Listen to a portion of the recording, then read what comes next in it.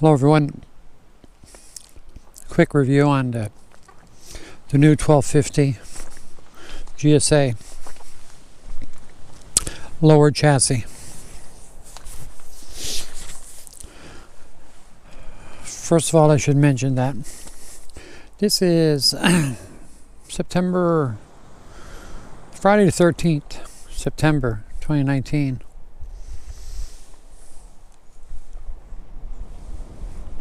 I'm on a little camping trip, probably my last one for the year.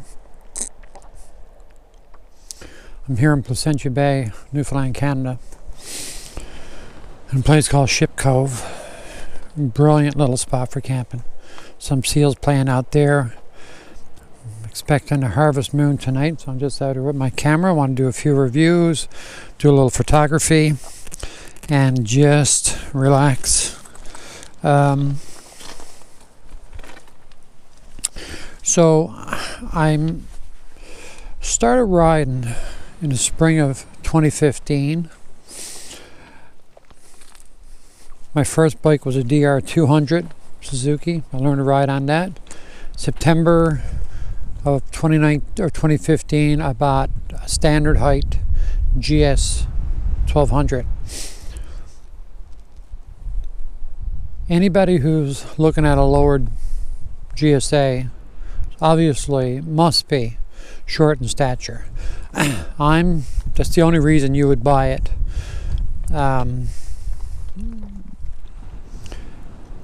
Because you are giving up some ground clearance when you buy the lower suspension. But I also wondered, was I giving anything else up compared to the standard GS? So this is where I'm coming from. I want to coming at it from a short rider. My original desire was the GS. I just like the large tank. I just like the look. You know, they come with engine protection and the aluminum panniers. I just like the whole robust look of it. Plus, you know, the extra range in the fuel tank is brilliant. Plus, I had intended on riding the bike where you would need engine guards. Like I knew I was going to put myself in situations where I would end up dropping the bike. You know, it wasn't going to be all tarmac. It wasn't going to be all pavement. The thing is, in 2015, they weren't making a lower GSA, so I bought the standard height GS, and you know, it was pretty intimidating because I could just getting my tips of my toes on the ground. But you know, I made it work and I got used to it. I got to a point where, you know, I only put one foot down now. But in the beginning, I felt, you know, it was a bit intimidating. The standard GSA, I couldn't even get off side stand. I wasn't tall enough. So after some deliberation, I guess, after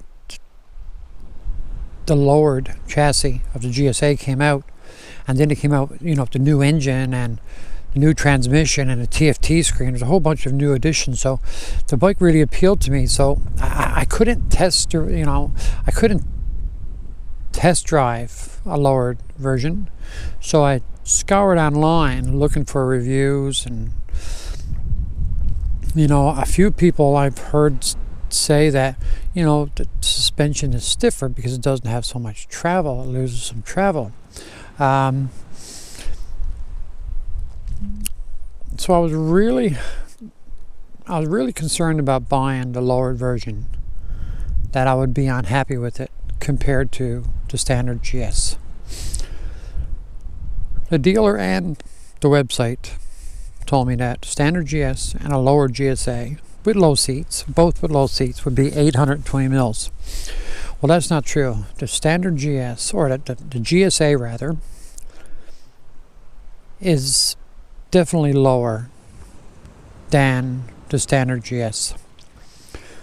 If the standard GS is 820, the GSA lowered, I would think, is 810, maybe even 805. It's a considerable amount. I can almost flat this foot. Now, they have changed a few things with the 1250, the engine upgrade and the transmission upgrade, even though I think the transmission came before the 1250. But would I have bought this bike if I had a chance to test drive it before? You know, I don't think I would have. I don't think there's that much difference in the engine upgrade and the transmission upgrade that would convince me to buy it over the GS. But now, if I had a back to do all over again, I would buy this bike over the GS for the simple fact that this is that much lower. It just fits me a little bit better. You know, that much lower to the ground. You know, the GS is, I think it's like 60, well, from the 2015, I think it probably might be 80 pounds difference. But a lot of that is engine guards, which I was adding to a GS, and the extra fuel. I will say that the GSA looks much bigger than a GS, but it actually feels smaller once it starts to move. And I don't know if it's the lower suspension, but I find the bike more nimble. I can do a tighter radius, so I'm not sure if it's the lowered suspension or if it's just a GSA in general, but I absolutely find it more nimble than the GS. You know, it has self-canceling turn signal, which I really like. It also has the hill assist, which I thought I wouldn't use, but you know what, I really like it. And you know, TFT screen is standard. So yeah, the bike is brilliant. I will say that it feels much different than a standard GS, and I don't know if it's a lower suspension or if it's actually the new dynamic suspension, because before the older GS's, you know, you had a soft, medium, or soft, normal, or hard dampening, and then in the suspension you had one up with luggage, or two up. That essentially raised the bike. So with the new model, you have medium, or you have minimum rather, auto, and maximum. From what I understand, the suspension is active, so it's always changing depending on your riding conditions. So the bike essentially should stay the same height. But with the old suspension, the bike didn't necessarily stay the same height. Also, the dampening on this one, it has road or dynamic. Road feels like soft on the old mode, and you know, dynamic feels like maybe normal. So it's hard to get this bike as stiff as the old bike, which one thing I don't like. I think there's more combinations to tune your suspension with the old bike than it is the new bike. I didn't like it at first because I found myself in my old bike, I was going around in hard suspension, and where I was a lighter person, you know, the suspension felt very stiff. I liked it and I got used to it.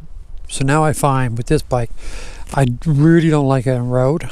It's always in dynamic, and I usually got it on maximum suspension because I find that actually helps stiffen up the ride a bit as well. I do like it though.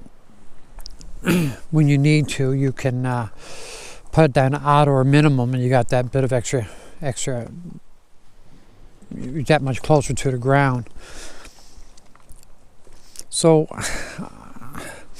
I will say that if anybody's looking at buying a lower GSA, I think it handles brilliantly.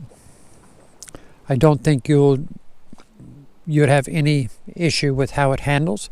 I don't feel it's stiff. I feel it's a little soft, if anything. The only thing is you are giving up ground clearance. So it depends on, it depends on what kind of riding you're going to do. If it's going to be on pavement, if you're not going off-road or riding this really difficult, really aggressive off-road, I don't think ground clearance is an issue. But if ground clearance is an issue and you're 5'8", You know, the standard GSA is just too tall. You know, I think you wouldn't even be able to get it off the side stand. I think the standard GSA, if you're under 5'10", I think the bike is just simply too tall. So if you can't get it off the side stand, you can't ride it. And again, if you're not riding with any luggage or any pillions, you know what, that makes all the difference in the world. And if you're on paved roads, yeah, absolutely, someone 5'9" might be able to get away with standard GSA with a low seat. But if you're going to ride it the way these bikes are meant to be ridden, a little off road like we're here tonight, and you know,